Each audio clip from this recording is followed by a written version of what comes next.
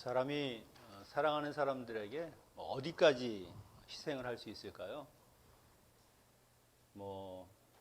자기에 있는 것을 다 줄 수 있다. 재산이고 명예고 그것도 괜찮죠. 그런데 자기의 생명까지 줄 수 있을까? 제 주변에 이렇게 이야기를 통해서도 들어보면 부모님이나 가족들 누가 이렇게 아플 때 만약에 어떤 장기를 이식해야 된다고 했을 때 가족들 중에서 정말 자기의 그것까지도 아낌없이 주는 사람들, 그런 이야기를 들으면 야, 정말 대단하다. 저런 희생을 할 수 있는 것이 과연 가능할까 하는 그런 생각이 듭니다. 아무나 하지 못하는 일이죠. 여러분도 여러분의 가족이나 배우자나 자녀, 그들이 정말 희생을 해야 한다면 어디까지 하실 수 있을까요? 아마 죽음까지도 나는 내어놓을 수 있다. 그런 분이 있다고 하면 아마 그런 분과 함께 사는 분들은 행복한 사람입니다. 물론 나중에 그것이 실행될지 안 될지 모르지만 그래도 그렇게 이야기할 수 있는 것도 대단한 것이죠. 그런데 그런 사랑을 줄 수 있는 사람은요, 더 행복한 사람입니다. 받는 것뿐만이 아니라 줄 수 있다고 하면 얼마나 정말 행복한 겁니까? 바로 예수 그리스도라는 분이 우리를 위해서 정말 모든 것을 주신 분이죠. 아낌없이 자기의 생명까지도 그렇게 내어 주신 분이라고 하는 겁니다. 그분과 함께 살고 있는 우리는 정말 행복한 사람들이라고 하는 것이죠. 오늘 본문의 이 내용은요, 이사야서에 나오는 고난받는 종 네 번째 마지막 부분입니다. 앞에 저희가 조금씩 살펴보기도 했습니다만은 이 네 번째 이야기에서 절정에 다다르는 것이죠. 정말 구체적으로 주님의 십자가의 사역이 무엇인지를 확실하게 보여주는 것이죠.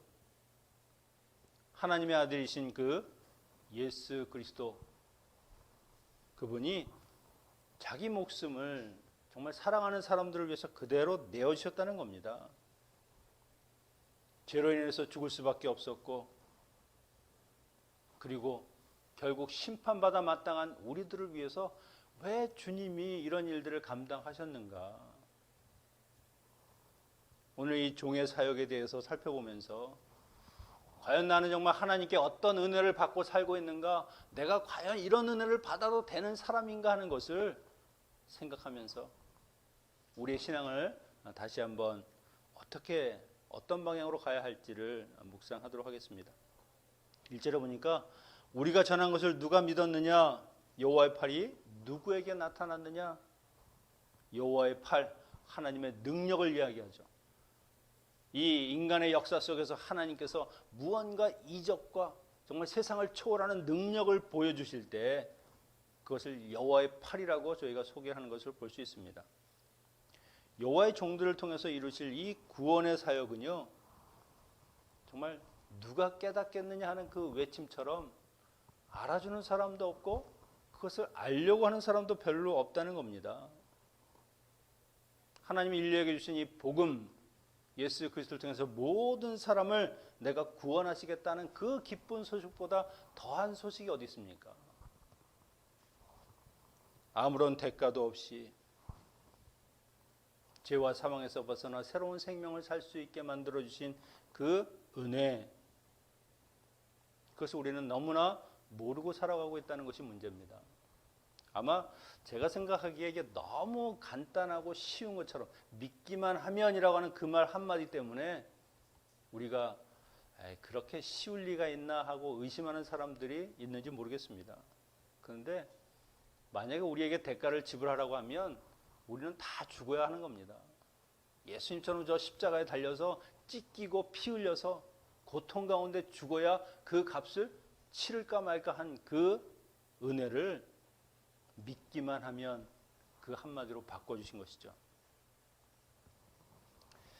예수님 당시에 대제사장 종교 지도자들도요, 하나님이 이렇게 내가 내 종을 보낸다 말씀하셨음에도 불구하고 그분을 메시아로 인정하지 않았습니다. 이유는 단 하나죠. 내가 생각하는 메시아가 아니라는 겁니다. 내가 생각하는 메시아는 분명히 나를 돕고 내 삶을 뭔가 좀 더 부텁시켜서 더 확장시켜줄 그런 분인데 내어놓으라고 하고 버리라고 하고 희생하라고 하고 그런 메시아는 나는 필요 없다. 그렇게 배척하는 겁니다.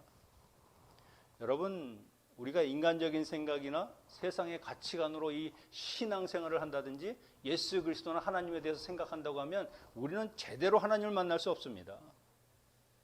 세상의 가치관은 필요를 채우는 것이고 나의 욕망, 나의 욕구를 뭔가 들어주는 것을 원하는 것이죠. 하나님은 그런 것을 채우는 분이 아니고 예수 그리스도는 그것을 채우기 위해서 이 땅에 인간의 몸을 입고 오신 분이 아니기 때문입니다.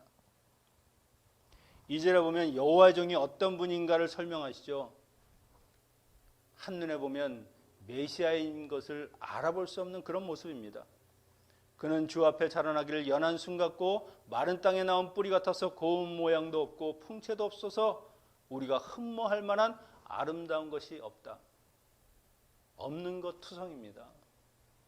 연한 순, 저희 교회가 순모임, 구역을 순모임이라고 이름을 지었습니다만은 바로 이런 단어에서 나온 겁니다. 나무가지의 그 조그마한 줄기세포에서 나온 그런 연약해 보이는 순. 하지만 이것이 자라기 시작하면 거기에서 무성한 열매를 맺는 그런 무한한 가능성을 가진 것이죠. 그런데 여기에서는 예수님의 그 연약함을 보여주는 겁니다. 이 말만 들으면 예수님이 우리가 보는 사진과는 다르게 아주 못생기신 것 아닌가 그렇게 생각할지 모르지만 여기에서는 힘과 돈과 명예와 권력 이런 세상 사람들이 원하는 그런 것들을 갖추지 않으신 오히려 사람들이 기대할 만한 것이 없으신 그런 주님이라고 하는 것을 이야기하는 것이죠. 사람들이 그걸 보면 초라하다, 미미하다 이렇게 생각할 것입니다. 예수님의 탄생을 보면은요, 왕과 그냥 높은 지휘자의 그 아들로 태어나지 않았습니다. 베들레헴, 마구간, 부모님들도 가난하고 가진 것이 없어서 그냥 방 하나 얻을 수 있는 그런 형편도 되지 못했다는 겁니다. 나사렛이라고 하는 사람들이 생각하기에 멸시하는 동네, 그런 촌동네에서 누가 날 수 있냐, 메시아가 난다는 게 말이 되느냐, 그런 말씀을 들을 정도로. 그리고 학자나 교수가 아닙니다. 그냥 몫으로 아버지의 기업을 이어받아서 그렇게 생활하셨습니다. 이런 조건을 보는 사람들은 그렇게 이야기하겠죠. 저런 사람이 무슨 메시아야. 어떻게 우리를 구원해? 나보다도 못해 보이는데. 그러니까 외모를 따지고 조건을 따지는 사람들, 그들에게는 멸시를 당하고 버림을 받고 고난도 당하는 겁니다. 아무도 주님을 존귀한 자로, 진정한 메시아로 여기지 않았다는 것이죠. 마치 그냥 문둥병자나 질병 걸린 사람들처럼 그냥 얼굴을 가리고 외면하는 그런 대접을 받으셨다는 겁니다. 여러분, 세상의 가치는 이렇게 외모를 따지고 조건을 따지지만 하나님의 일하시는 방식은 우리 인간의 방식과는 완전히 다릅니다. 어떤 인간의 조건, 능력에 의지하시는 분이 아니세요. 오히려 그런 것을 완전히 배제하고 오직 하나님의 능력만으로 됐다는 것을 말씀하시기 위해서 예수 그리스도 그 메시아의 모습을요, 이렇게 연한 순 같고 보기에 아무것도 없는 그런 분으로 보내셨다는 것이죠. 세상에 기대할 만한 그런 가치가 없고 능력도 없고, 그런데 사람들은 나중에 이 일은 하나님이 이루셨구나라고 고백할 수밖에 없게 만드는 겁니다. 여러분, 그래서 하나님의 일을 한다, 하나님의 사람이라 라고 생각하면 내가 하나님의 일을 하기에 아직 부족하고 준비가 안 되고 재능도 없다, 나는 가진 것이 없다, 그런 말을 해서는 안 된다는 겁니다. 내가 마음을 정하고 내가 결단하고 하나님 앞에 내가 이제 주님을 위해서 살겠습니다라고 발을 떼기만 하면 나머지 일은 하나님이 도와주시는 것이죠. 언제 내가 너의 능력과 너의 힘을 보고서 너를 쓰겠다고 했느냐. 너의 마음만 있으면 되는 거지. 오히려 우리의 부족한 것이 하나님에게는 은혜가 되고요, 하나님의 놀라운 능력을 드러내는 그런 기회가 되는 겁니다. 여러분 자신을 자꾸 바라보면서 나는 안 되지, 나는 못하지, 그런 말씀 할 필요가 없습니다. 없어도 괜찮고 나약해도 괜찮고 뭐 지금 당장은 힘이 없어도 하나님이 하시고자 하면 하나님이 모든 조건과 여건을 만들어서라도 쓰실 분들은 쓰신다는 겁니다. 하나님은 그런 능력이 있으신 분이시죠. 우리가 해야 될 것은 무엇이냐? 나의 부족함을 인정하고 하나님 앞에 나아가서 하나님 저는 능력이 없습니다. 그러나 하나님 저를 붙들어 주시면 제가 모든 일을 할 수 있습니다라는 그런 간구와 기도를 하면 열매는 하나님이 맺어주시는 것이죠. 자기가 능력이 있다고 생각할 때 많은 사람들이 거기에서 넘어지고 실족하고 결국은 하나님의 이름을 땅에 떨어뜨리는 거 아닙니까? 3절에서는 주님이 세상에서 당하시는 고난이 어떤 것인가를 이야기하시는데 그는 멸시를 받아 사람들에게 버림받았으며 간고를 많이 겪었으며 질고를 아는 자라 마치 사람들이 그에게서 얼굴을 가리는 것 같이 멸시를 당하였고 우리도 그를 귀히 여기지 아니하였다. 간고라고 하는 것은 슬픔입니다. 주님이 당하는 슬픔은요, 자기의 고통뿐만이 아니죠. 정말 죄로 인해서 죽을 수밖에 없는 인생들, 그로 인해서 질병과 고통과 거기에 신음하는 사람들을 보면 그 마음의 슬픔, 그 안타까움이 이루 말할 수가 없는 겁니다. 마치 장이 끊어지듯이 그런 고통을 하나님 주님께서 느끼시는 것이죠. 질고라고 하는 것은 질병을 이야기합니다. 그렇다고 주님이 무슨 질병에 걸리셨다는 것이 아니라 질병을 당할 수 있는, 질병에 걸릴 수 있는 그런 인간의 모습, 우리와 똑같은 육체를 가지고 고통을 겪으신 그런 분이라고 하는 것을 이야기하는 것이죠. 사람들의 멸시와 천대, 제자들도 메시아라는 것을 인정하지 않았습니다. 나중에 가서야 부활하신 주님을 만나고 나서야 아, 주님이 정말 메시아구나라고 하는 것을 그때 깨우치지 말로는 고백하지만 진짜 마음으로 믿지를 못했습니다. 사람들은 어떻습니까? 요셉의 아들 아니냐? 우리하고 어려서부터 같이 자라고 큰 것을 내가 봤는데 제가 무슨 메시아야? 부모와 형제도 몰라주고 하나님의 아들이시지만 사람들이 아무도 인정하지 않는 그런 외롭고 쓸쓸한 길을 그렇게 주님이 가셨다는 겁니다. 그러니 우리가 세상에서 나는 인정받고 나는 대접받고 그런 것 자체가 사실은 욕심입니다. 주님도 이런 길을 가셨는데 하나님의 아들이 감히 인간으로 죄 있는 내가 어떻게 세상 가운데 인정받으려고 하고 뭔가 남보다 나아지려고 하는 그런 생각을 가질 수 있는가? 인정 못 받아도 괜찮고 남들이 알아주지 않아도 되는 겁니다. 주님이 이런 고난을 당하시는 이유는요, 4절 5절에 보면 그는 실로 우리의 질고를 지고 우리의 슬픔을 당하셨거늘 우리는 생각하기에 그는 징벌을 받아 하나님께 맞으며 고난을 당한다 하였노라. 사람들은 주님이 십자가를 지시는 걸 보고 얼마나 하나님 앞에 죄를 졌으면 저렇게 끔찍한 죄를, 끔찍한 벌을 받을까, 그렇게 생각했다는 겁니다. 욥이 시험 받을 때에도 당대 의인이라고 하는 그에게 친구들이 와서 뭐라고 합니까? 네가 죄를 졌으니까 하나님께 벌을 받지, 하나님이 죄 없는데 너를 이렇게 벌하실 뿐이냐. 인과응보, 심은 대로 거두는 것이다. 여러분, 세상을 한 가지 잣대로 보시면 안 됩니다. 사람이 질병을 얻는 것, 어려운 일들을 당하는 것, 그것이 꼭 죄 때만은 아니라고 하는 것이죠. 삶의 어려운 일들을 만나는 것이 꼭 내가 신앙생활을 잘못해서 하나님께 밉보여서 그렇게 벌을 받는 것으로 치부해서는 안 된다는 겁니다. 안타까운 일이지만 하나님을 신실하게 믿는 사람에게도 어렵고 힘든 일들이 일어날 수 있는 것이죠. 그런 일을 보면서 다른 사람들이 저 기도 안 해서 그렇고 교회를 잘 안 다녀서 그렇다, 하나님을 제대로 믿었으면 저럴 리가 없다, 이런 말하면 큰일 나죠. 그건 하나님이 하실 말씀입니다. 인간이 할 이야기가 아니죠.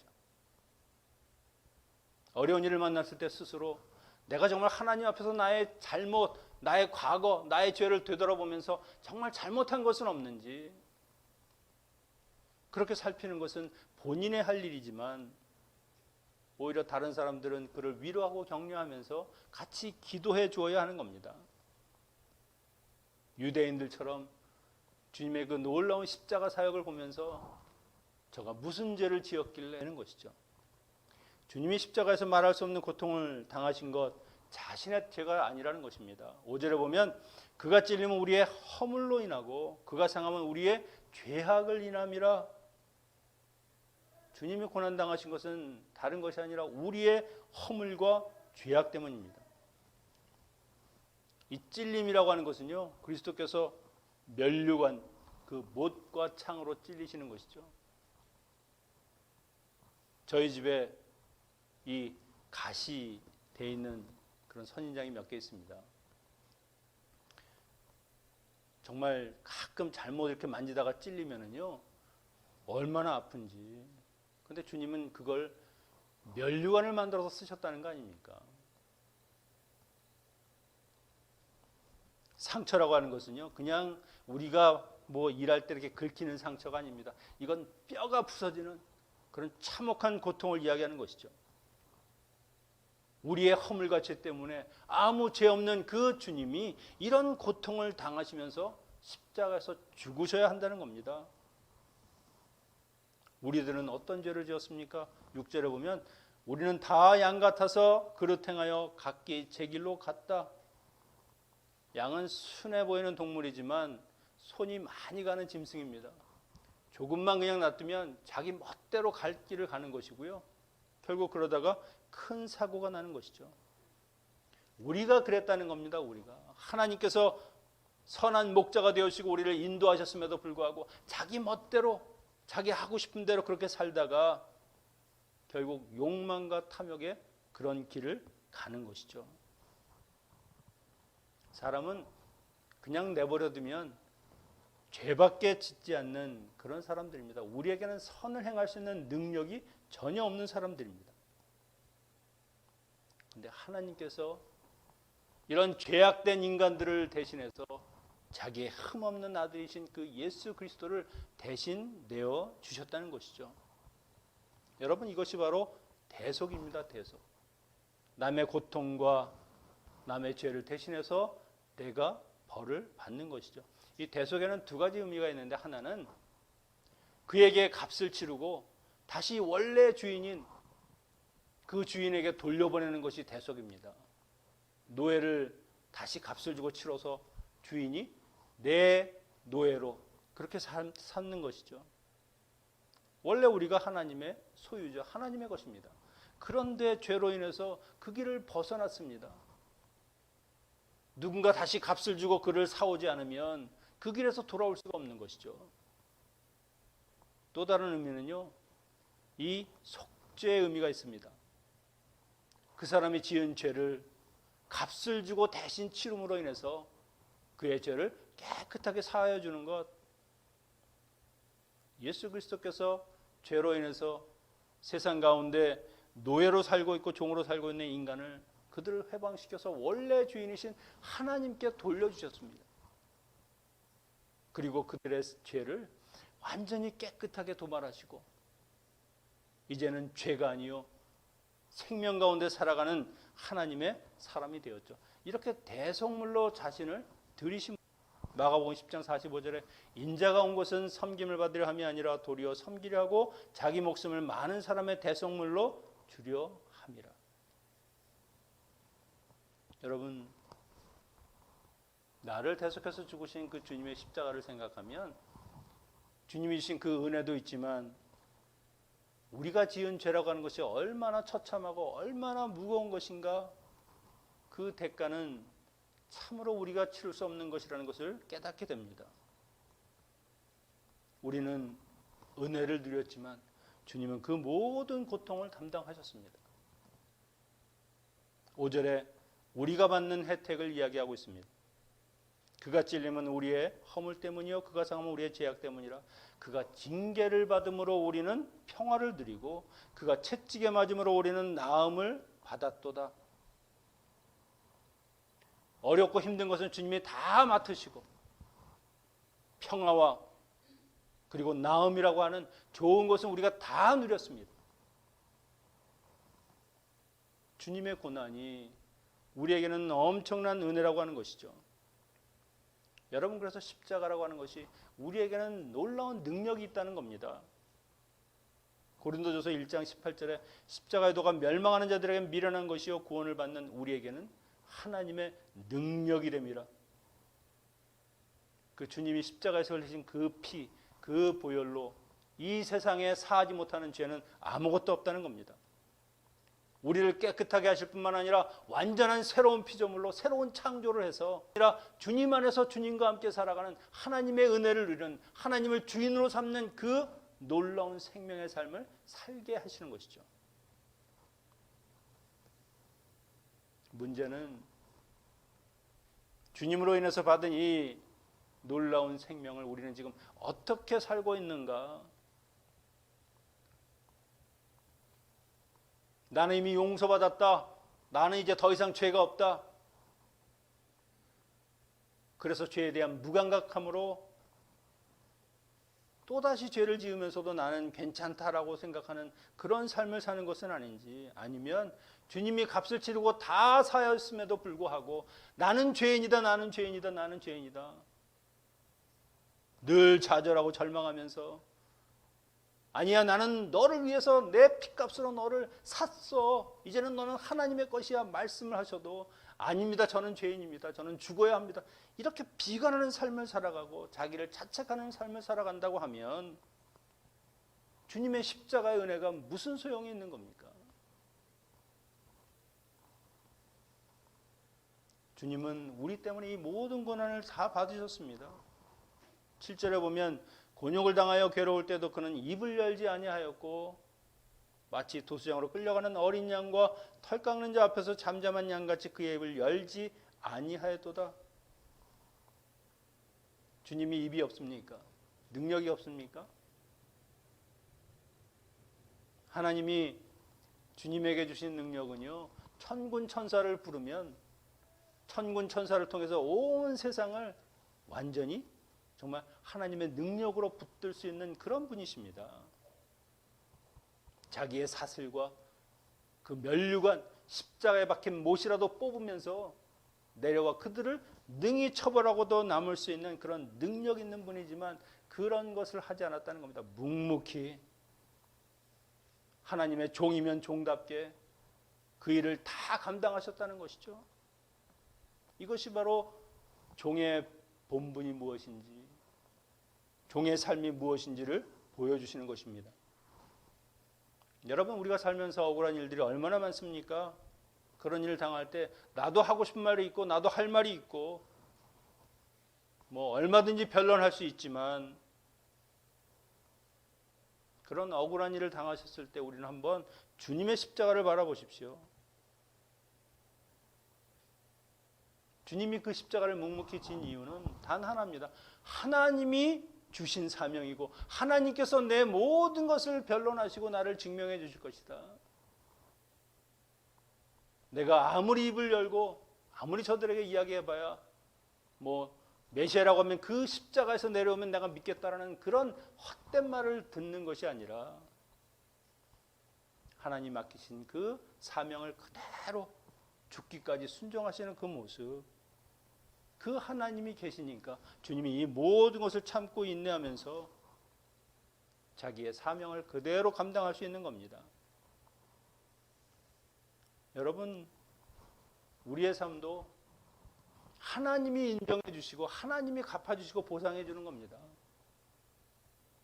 내가 세상을 향해서 나의 억울함 그런 것을 토로하는 것이 아니라 주님의 십자가 앞에서 주님도 이런 고통을 당하시면서 그렇게 묵묵히 가셨군요.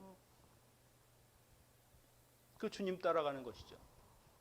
그러면 어떻게 됩니까? 10절에 보면 주님의 사역에 대해서 이렇게 이야기합니다. 씨를 보게 되고 하나님의 뜻을 성취하게 되었다. 이 씨라고 하는 것은요, 그리스도의 대속 사역으로 인해서 그 피로 인해서 죄사함을 받고 거듭난 사람들, 바로 우리와 같이 하나님의 자녀된 사람들이 예수 그리스도가 뿌리신 씨라고 하는 겁니다. 또 다른 하나님의 종들이죠. 이것을 통해서 그리스도의 죽음이 헛되지 않았구나. 하나님께서 그것을 통해서 모든 인류를 구속하시는 그 구원의 역사가 이제 새롭게 열렸구나 하는 것을 우리가 알 수 있는 겁니다. 11절 12절에서도요. 그 희생이 헛되지 않았으면 하나님이 이렇게 증명해 주십니다. 11절에 자기 영혼의 수고하신 것을 보고 만족히 여길 것이라. 고난당하고 고통당하고 그 십자가를 지신 것을 나중에 돌아보시면 내가 정말 하나님의 뜻대로 사는 것이 이렇게 의미가 있었고 보람이 있고 정말 만족하는 삶이었구나 하는 것을 보게 된다는 것입니다. 우리도 마찬가지예요. 하나님의 뜻대로 충성하고 살면 내 영혼에 만족을 주시고 하나님의 기쁨이 되고 영광이 되는 그런 참된 삶의 의미를 주신다는 것이죠. 고난받는 종이 받을 영광을 묘사하고 있습니다. 존귀한 자와 함께 몫을 받으며 강한 자와 함께 탈취한 것을 나누리라. 정복자들이 하는 일이죠. 자기가 탈취한 것, 자기가 얻은 것을 나누는 하나님이 그렇게 높은 자리, 모든 세상을 능히 승리하는 자리에 올려주신다는 것이죠. 여러분, 우리가 받을 복도 이런 것입니다.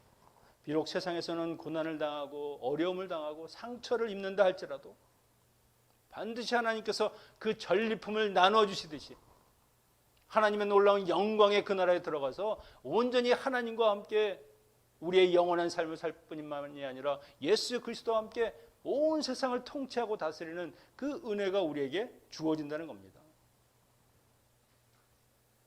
여러분, 하나님을 믿는 그 자녀들에게 헛된 것이라는 것은 없습니다.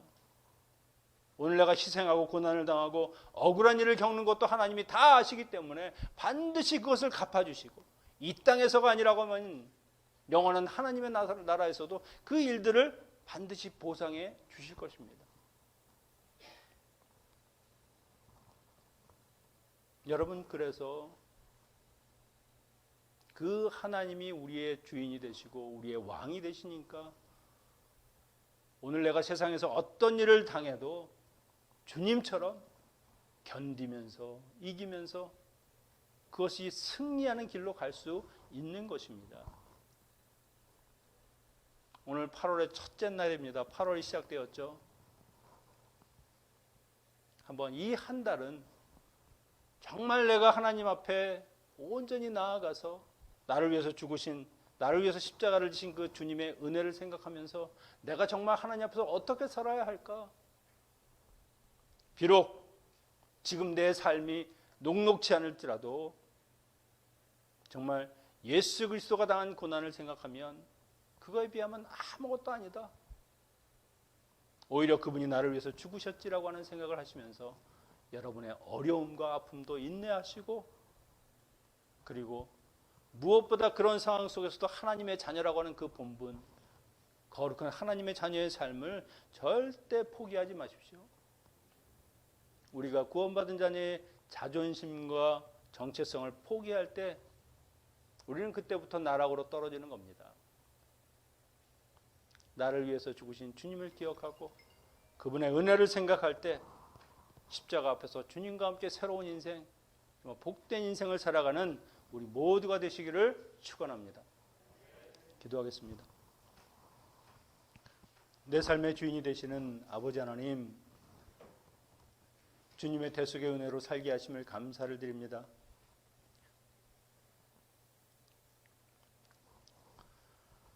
십자가의 은혜를 받았음에도 또다시 죄에 빠져서 하나님을 떠나는 미련한 자가 되지 않도록 우리를 인도하여 주시고 항상 주님의 사랑과 희생을 본받아 살아가는 신실한 주의 자녀들이 되게 하여 주시옵소서. 예수님의 이름으로 기도하옵나이다. 아멘. 봉헌하시겠습니다.